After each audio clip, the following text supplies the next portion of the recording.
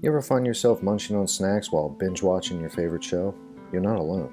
It's like there's a magnetic force pulling your hand from the couch to the pantry and back. Trust me, I pretty much invented the concept of a couch potato. But seriously, today we're diving into why we eat when we're bored, and more importantly, how to kick that habit. Because let's face it, nobody wants to end up looking like they eat their feelings, and possibly the entire couch. Okay, so it turns out there's actually a scientific reason of why boredom makes us crave all things delicious. Chips, cookies. It's like our brain's reward system gets a little overexcited when we're not doing anything stimulating. And guess what triggers that reward system? Yep, food, unfortunately. Studies show that boredom can actually release dopamine, the feel-good hormone, when we eat. It's like your brain is saying, hey, you're bored. Let's eat this entire bag of gummy bears and feel something. Let's be real, sometimes we eat to feed our emotions, not our stomachs. Stress got you down, relationship troubles, didn't win the lottery again.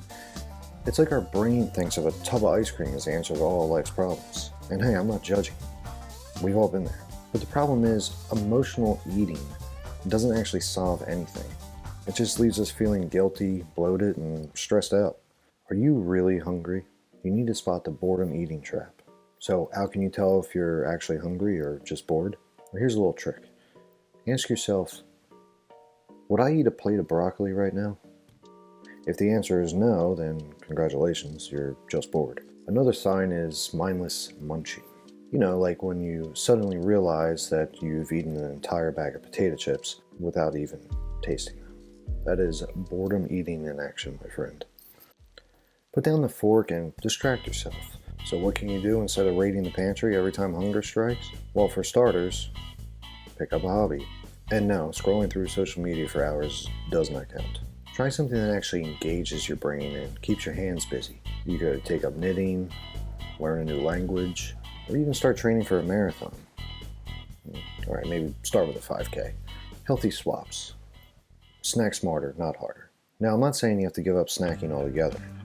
Sometimes a little something to munch on is just what the doctor ordered. But instead of reaching for the chips and cookies, try to go for something healthier. Fruits, veggies, nuts, they're all nutritious, delicious, and you won't feel guilty afterwards. Think of it this way, you're not depriving yourself, you're just making smarter choices. Next, you have to conquer the boredom cravings. So next time you find yourself in front of the TV, reaching for a bag of chips, remember these tips. Ask yourself if you're truly hungry or just looking for some excitement. Find some fun and engaging distractions.